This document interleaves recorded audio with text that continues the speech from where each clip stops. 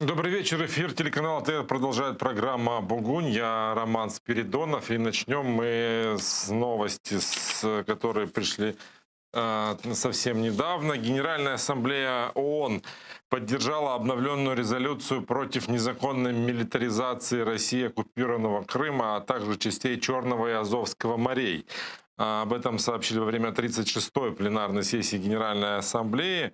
Обновленный текст документа «Проблема милитаризации Автономной Республики Крым и Севастополя, Украина, а также частей Черного и Азовского морей» был принят голосами 63 делегаций. В то же время еще 62 страны воздержались, а 17 проголосовали против. Изначально этот проект резолюции «Проблема милитаризации а также Автономной Республики Крым, а также частей Азовского и Черного морей был принят голосами 63 делегаций, как я говорил, а это первоначальная версия этой резолюции была принята почти 2 года назад, 18 декабря 2018 года, и, как отметили в постоянном представительстве Украины в ООН, главная цель резолюции — это обеспечение вывода российских военных из Крыма. И с этой новости мы начнем разговор с Юрием Подорожным, политологом, он с нами на связи. Добрый вечер, Юрий. Вечера. А вы уже слышали об этом решении? Можете прокомментировать? Ну, звісно, рішення вже є. Організація Об'єднаних Націй в будь-якому разі буде приділяти питання Криму, буде приділяти увагу. І, звісно, ми маємо в Україні робити все для того, щоб ця візія, яка формується, будується або продовжує будуватись в Організації Об'єднаних Націй та й в інших міжнародних організаціях, вона була проукраїнською. Тому що дуже часто буває так, що, знаєте, вітер повіяв з півночі чи з півдня, і настрої будуть змінені, і, власне, там. Але будемо сподіватися, що ті зміни, які відбулися в Сполучених Штатах Америки, я маю на увазі обрання нового президента, вони будуть, ну, знаєте, давати таку надію, що по кримському питанню все ж таки позиція буде проукраїнською. А сейчас к нашему разговору еще подключается Владимир Огрызко, министр иностранных дел Украины с 2007 по 2009 год. Хочется узнать ваше мнение по поводу эффективности таких резолюций. Ну, пане Романе, ви ставите загальне питання відносно ефективності резолюцій. Безумовно, немає прямого впливу від того, чи прийнята резолюція чи ні, на те, що далі відбувається. І резолюція не може примусити Російську Федерацію вивести свої війська з Криму чи піти геть з півострова, українського півострова. Але головна мета таких речей – це звернути увагу світової громадськості на проблему і підказати, що, власне, потрібно було б зробити. Це створення політичного клімату, це те, що називається, знову ж таки, м'яка сила, це те, що впливає на формування позиції країн. Ну, звичайно, на тих 17 ми не повпливаємо, бо вони є просто підручними Кремля і будуть голосувати так, як їм скажуть в Кремлі. Питання в іншому. Питання в тому, щоб оця частина, яка традиційно утримується, щоб вона переходила на нашу сторону і таким самим чином демонструвала загальну світову підтримку саме цьому тренду. Ось про що мова. А все інше – це політичні речі. Но баланс довольно, вернее, результат такой довольно двоякий. 63 за, а 62 воздержались. Это же тоже своего рода такой протест, не поддержки. Ви знаєте, я тут з вами дозволю собі не погодитися. Справа не в протесті, а справа в тому, що Російська Федерація в прямому розумінні цього слова виламує руки країнам, скажімо, Африки, Латинської Америки, Азії і просто веде політику залякування. Знаєте, чому я про це кажу так впевнено? Тому що свого часу я ще, будучи першим заступником міністра, проводив роботу по прийняттю резолюції в ООН відносно визнання геноциду, голодомору геноцидом українського народу. Так от, ситуація була приблизно такою ж самою. Тобто, але мені тихенько говорили представники цих третіх країн про те, що, ну, вибачте, ми єдине, що ми можемо зробити, це утриматися. Тому що Росія сказала, якщо ви голосуєте «за», то умовних там 20, 30, 50 мільйонів доларів нашої допомоги з ваших рахунків злітають одномоментно. Так що це просто нахабна лінія Кремля, яка намагається у такий спосіб применшити значення документа. Але повірте, ну, будь-яка країна, яка здатна хоч на якийсь незалежний курс, вона це демонструє. Ми просто можемо сказати, що, на жаль, в ООН є багато країн, які залежними від Росії. Нас тут в редакции удивила позиция Азербайджана. Дело в том, что после того, как наша страна поддержала фактически стремление Азербайджана вернуть территориальную целостность, вернуть Нагорный Карабах, была дипломатическая поддержка, политическая. И вот во время этой резолюции Азербайджан просто не присутствовал.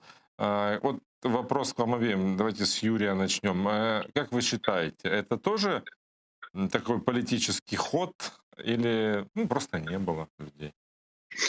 Ну, а як ще Азербайджан в даній ситуації, коли сьогодні така роль Росії в розв'язанні або в припиненні того конфлікту, який був в Нагорному Карабасі, як себе ще Азербайджан мав би поводити? Іти на якийсь прямий конфлікт або демарш, показувати росіянам під час цього голосування?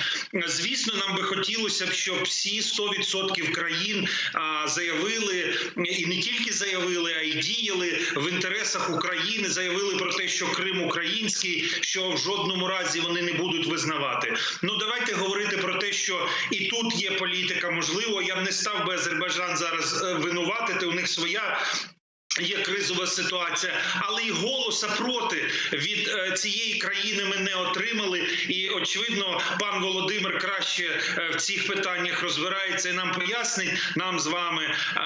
Але не голосування Азербайджану проти і навіть утримавшись, це вже такий позитивний має бути для нас сигнал. То есть не голосовали против, на том и спасибо, да, Павел Владимирович? Ну, політика – це мистецтво можливо. Якщо у Азербайджана сьогодні така ситуація, то чому б і ні? Пан Владимир, вот ваша позиция. Ну, ви знаєте, в ООН це називається голосувати ногами. Тобто це така формула, коли країна не хоче заявити про свою позицію. В принципі, навіть не голосуючи, натискаючи кнопку на утримання, утримався. Це просто означає, що країна не захотіла з якихось певних політичних причин висловитися.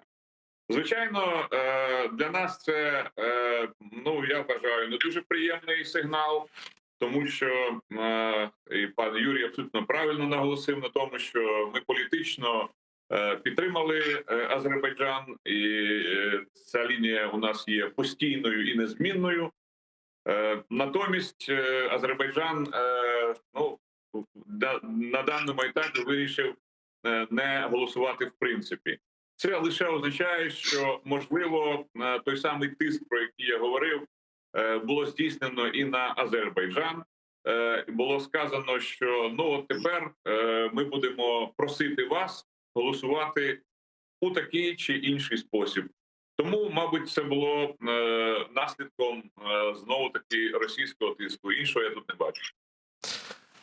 Продолжаем тему политического давления на Россию. Как вы оцениваете перспективы Крымской платформы? До кого питання? Это вопрос к обеим. Давайте, пан Владимир, с вас начнем. Ви знаєте, Кримська платформа, я вважаю, це дуже позитивний крок. Ми дуже довго, якось так, я маю на увазі Україна, дуже довго якось збиралися з духом і намагалися десь щось шукати, десь щось пропонувати. і якось воно не йшло. От зараз, слава Богу, нарешті ідея Кримської платформи стала реальністю. Вона починає набирати якихось певних форм, і це дуже добре. Для того, щоб Кримська платформа запрацювала, вона повинна бути системною. Що я маю на увазі? Це означає, що завдання мають бути прописані всім органам державної влади, починаючи від президента і кінчаючи буквально якимись профільними міністерствами. Що я маю на увазі? Ну от дивіться, як відбувається просування тієї чи іншої ідеї. Всі візити, які відбуваються, ну зараз вони більше віртуальні, ніж реальні, але поза тим, в переліку питань, які обговорюються, обов'язково має бути тема Кримської платформи. Дзвонить президент Зеленський комусь по телефону. Ну, на якусь там тему, але все одно пунктом Н в його розмові має бути Кримська платформа. Дзвонить пан Разумков, чи приймає когось у себе з голів парламентів. Обговорюють будь-які питання, але пунктом Х в його порядку денному має бути Кримська платформа. Те ж саме стосується міністра закордонних справ, саме стосується міністра оборони, саме стосується керівників наших спеціальних служб. Це стосується буквально всіх тих політиків, які мають і які виходять на міжнародний рівень. От тоді створюється певна атмосфера. Крім цього, безумовно, потрібна якась практична частина. Що ми хочемо? До чого ми закликаємо? Які форми взаємодії ми пропонуємо? І от тоді починає поступово формуватися те, що називається вже переходом від ідеї до практики. І от якщо такий алгоритм буде задіяний, повірте, не пройде і півроку, як ми зберемо дуже серйозну кількість наших друзів на цій темі і будемо з ними обговорювати вже практичні речі, яким чином діяти далі. Так це працює. Чи буде це працювати зараз з теперішньою владою, я не знаю. Пан Юрій, ви теж так оптимістично настроєні? Я не так оптимістично налаштований, хоча позитиви я, звісно, в цьому бачу, треба хоч щось робити. Але досі б Україна мала би створити і Верховну Раду в екзилі, назвемо її так, яка б мала перебувати, якщо не в Києві, то в Одесі, Херсоні, немає різниці де. Але орган представницький все ж таки необхідно було б мати і дати можливість тим кримчанам, які сьогодні проживають в окупації, проголосувати за своїх депутатів або сформувати уряд з широкими повноваженнями, внести зміни до законів. Це все ми мали б зробити досі. І якщо правильно пан Володимир каже, що необхідно створювати якусь атмосферу навколо цієї теми, що Україна не забула врешті-решт її. І коли ми сьогодні навіть говоримо про це голосування в Організації Об'єднаних Націй, то знаєте, крім того, що там є тиск Росії, давайте не забувати, що і наше українське зовнішньополітичне відомство, а правильно сказати, ті, хто сьогодні відповідає за зовнішню політику, а ми розуміємо, що це є президент, очевидно, не допрацьовує, що такі є результати по голосуванню по Криму, де зрозуміла, чітка і зрозуміла окупація, де чітка і зрозуміла анексія. І це слово не є на внутрішньому українському ринку для споживання, знаєте, політичного споживання, а це слово, яке використовується в світі.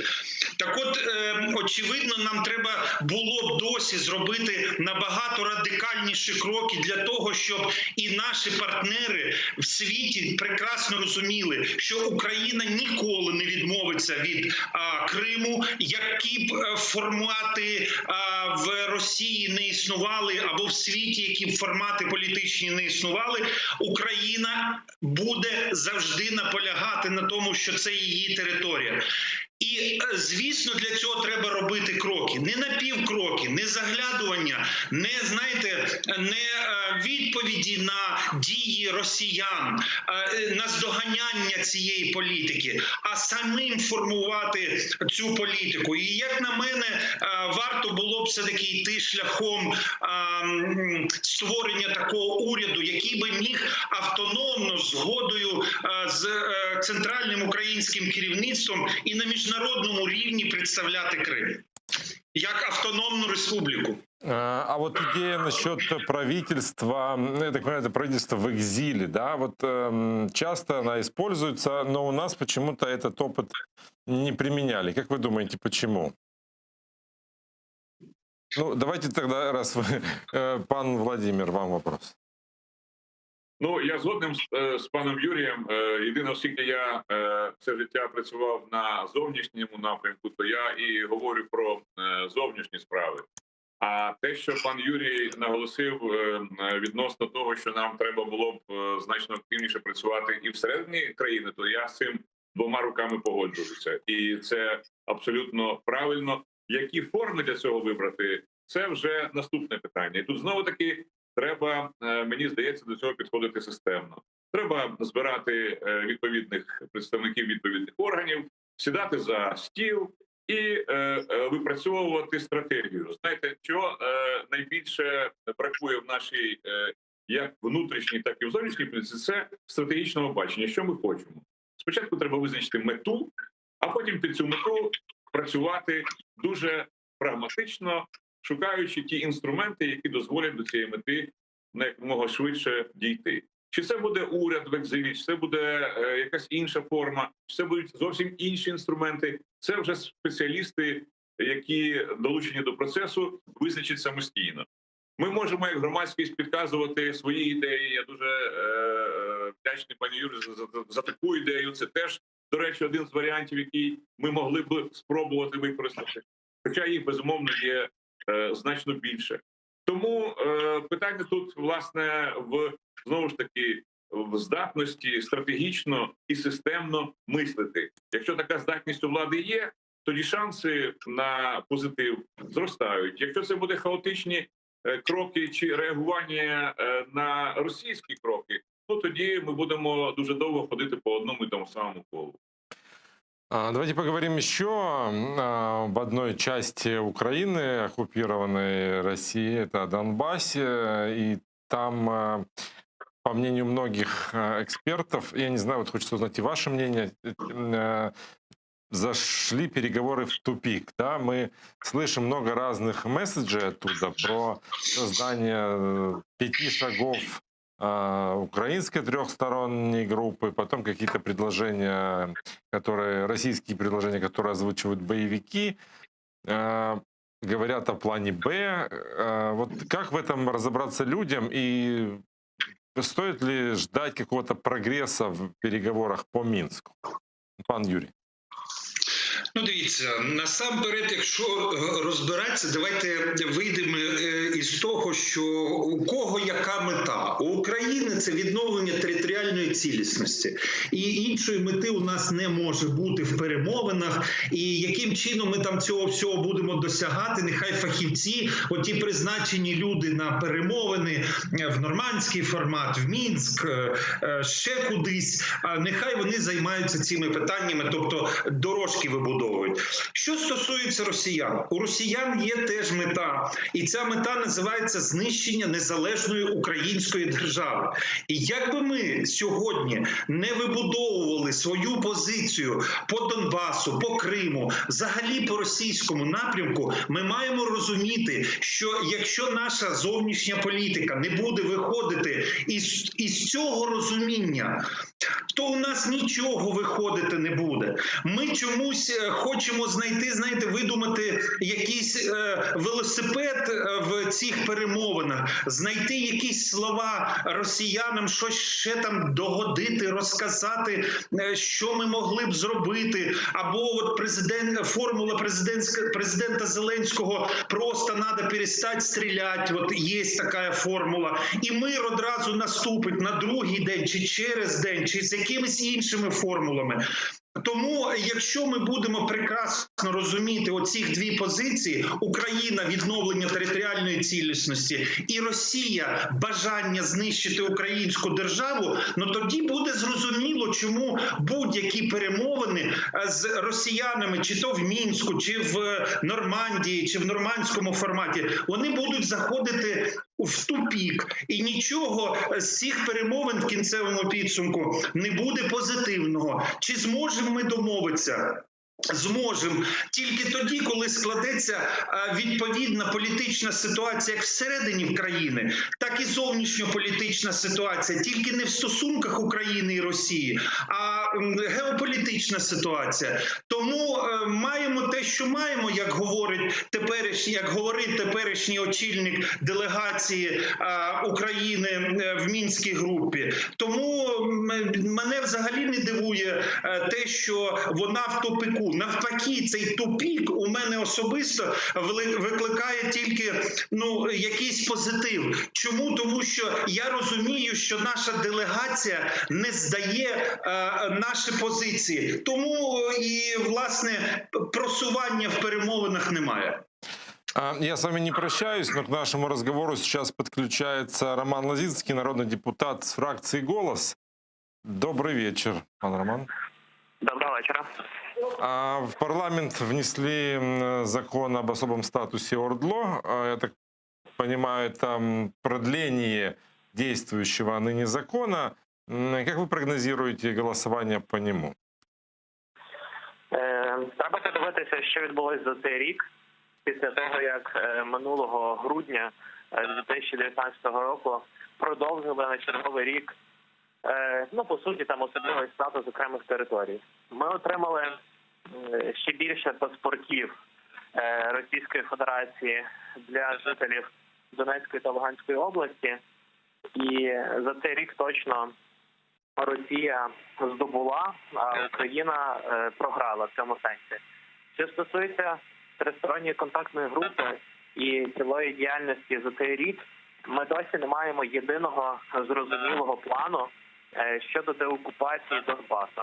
З фракції «Голос» ми запропонували план холодної деокупації, ми ініціювали і була створена тимчасова спеціальна комісія у Верховній Раді. Але, на превеликий жаль, далі «Слуги народу» справу цю не пустили. І ми бачимо Фокіна, ми бачимо Кравчука, які говорять, що Росію нужно понять, які говорять, що треба якимось чином домовлятися, які діють абсолютно незрозуміло згідно якого плану. Тобто бачимо абсолютний абсурд, якихось проактивних дій зі сторони України в цьому питанні немає.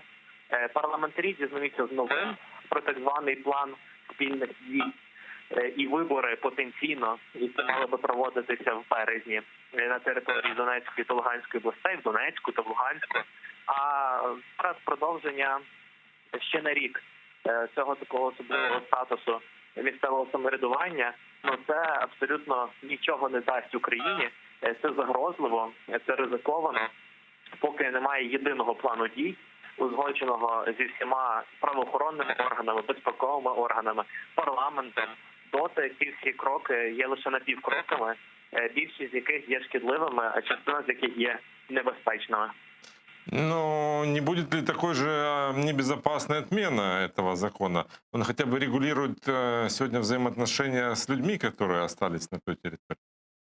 Ряд соціальних гарантій і ряд питань, які регулюють, власне, стосунки і зв'язок нашої країни з українцями, які мусять перебувати зараз вимушено під окупацією, це окреме питання, яким має займатися відповідне міністерство, і які мають отримувати всю можливу підтримку з української сторони. Але ми повинні говорити, я ще раз наголошую, про проактивні кроки зі сторони нашої країни, і це стосується відповідного плану. А що ж треба зробити для того, щоб там пройшли вибори? А що ж треба зробити для того, щоб деокупація пройшла і щоб там був повністю збережений і встановлений мир, перестали не тільки стріляти, а перестали вести бойові дії. Без такого плану будь-які ініціативи продовжити на рік, продовжити на 2 роки, вони самі по собі не дають жодної користі. А те, що досі ніхто не може дати відповідь на питання, а який план України щодо деокупації, це велика загроза. Насправді я не перебільшую для національної безпеки нашої країни. Благодарю вас за то, что были с нами на связи. Роман Лозинский, народный депутат фракции «Голос». Мы возвращаемся к нашим спикерам.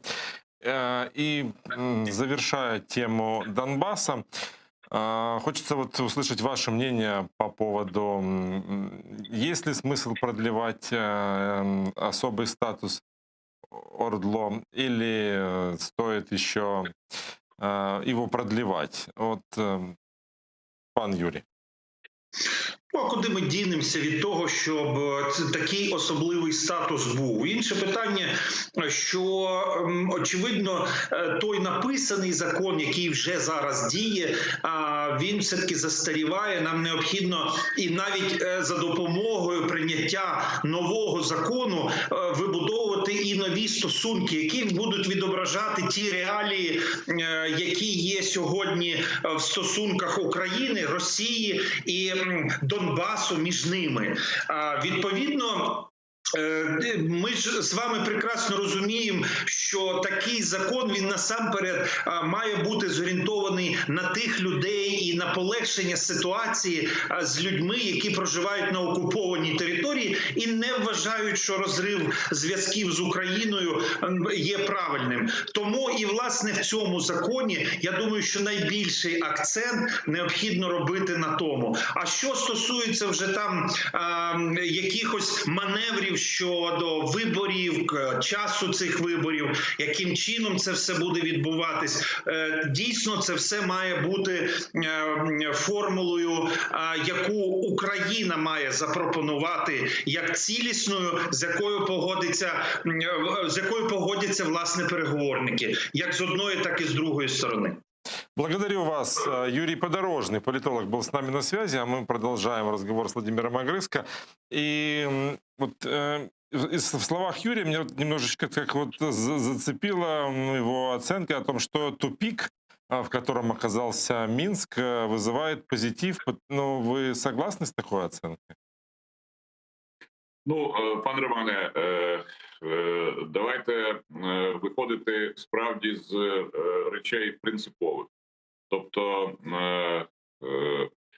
Москва не для того атакувала Україну на Донбасі, щоб потім погодитися на наші справедливі вимоги. Ну, очевидно, для будь-кого, хто хоч трошечки займається зовнішніми справами, що питання безпеки є ключовими питаннями для будь-якої країни. Ну, не можна проводити вибори, референдуми чи все, що завгодно, на чому наполягає Російська Федерація, якщо не забезпечені елементарні умови для політичного життя. Ну чому, я перекину зараз місток до Криму, чому цей референдум в лапках ніхто в цивілізованому світі не визнав? Ну тому що навіть школяру в якомусь там 11 класі німецької, французької чи якоїсь канадської школи зрозуміло, що це фарс, це абсурд. Тобто так не буває, так не може в принципі бути і існувати. Те ж саме і тут. Ну, про які вибори можна і вести мову, якщо на вулицях люди з рушницями, автоматами, чи там стоять БТРи. Ну, це те, що просто, вибачте, на голову не налазить. Ну, всім крім Кремлю. От в Кремлі це вважається нормальним. І вони вважають, що саме таким чином треба врегульовувати конфлікт. Ну, це повний абсурд, розумієте? Так не буває в цивілізованому світі. Але в Кремлі так буває, тому що цей світ для них, власне, у них світ не є цивілізованим. Тому ми мусимо це враховувати. І я погоджуюся з паном Юрієм, що ключові речі в цілій постановці, так би мовити, в постановці того, хто що хоче отримати. Так от він абсолютно має рацію, коли каже, що головна мета Росії зовсім не є врегулюванням. А головна мета Росії – послабити Україну або навіть звести все до того, щоб вона, в принципі, стала другою Білоруссю, чи взагалі припинила своє існування. Це сидить в головах у московських стратегів. Тому, повірте, ми можемо з вами дуже довго обговорювати ті чи інші конкретні питання. Чи буде відкритий перехід, чи буде відремонтований міст, чи буде розміновано чергову кількість квадратних метрів чи кілометрів. Але це ніяким чином не впливає на суть проблеми, на те, яким чином вирішувати наслідки російської агресії, що з цим робити. Я вже роками говорю про одне. ми будемо ходити по колу до тих пір, поки ми не сформулюємо нашим західним партнерам чітку візію, що Російська Федерація в сьогоднішньому вигляді є загрозою не лише для України, але й для них самих. І от слава Богу, що зараз бодай військові на Заході, в НАТО, про це вже починають говорити відкритим текстом.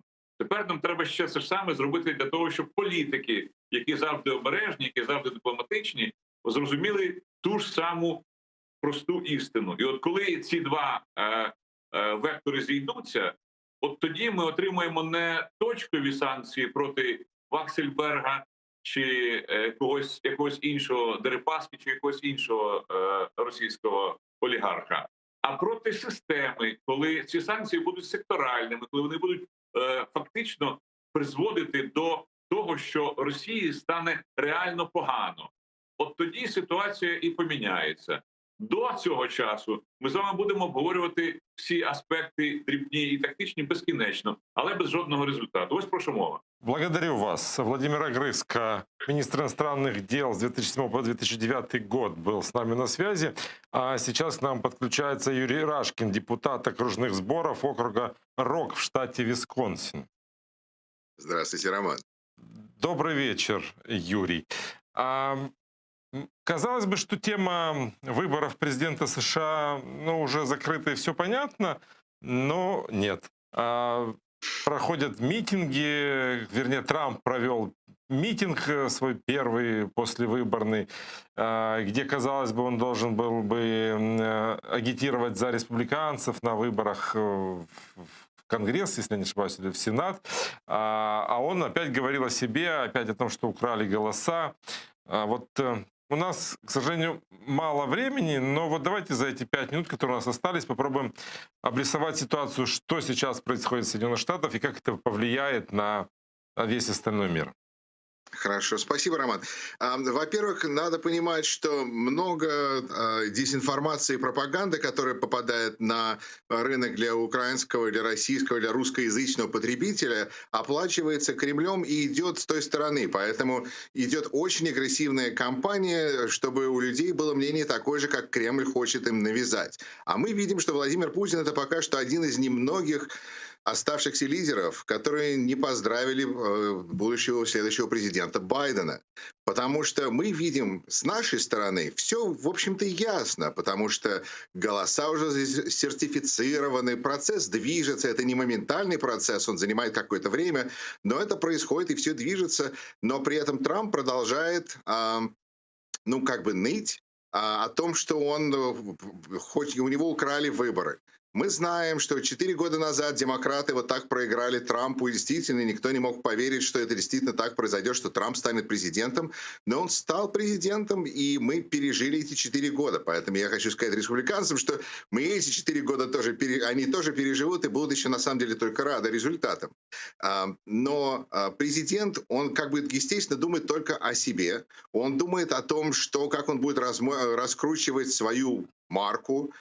Трамп, его абсолютно не волнует страна, потому что, вот вы сказали, он был на этом своем митинге, и он не обсуждал даже практически других вот этих кандидатов, которых он приехал поддержать. Он точно не занимается пандемией. А у нас в стране сейчас очень тяжелая ситуация, потому что уже более 250 000 людей умерли, и говорят, что будет такая зима, что, может быть, еще 200 000 человек может погибнуть. Поэтому, когда у нас президент, который вместо этого говорит, у меня украли выборы, видно, что его эта просто ситуация не волнует. Как это отразится? Значит, у нас остается, скажем, 50 дней примерно.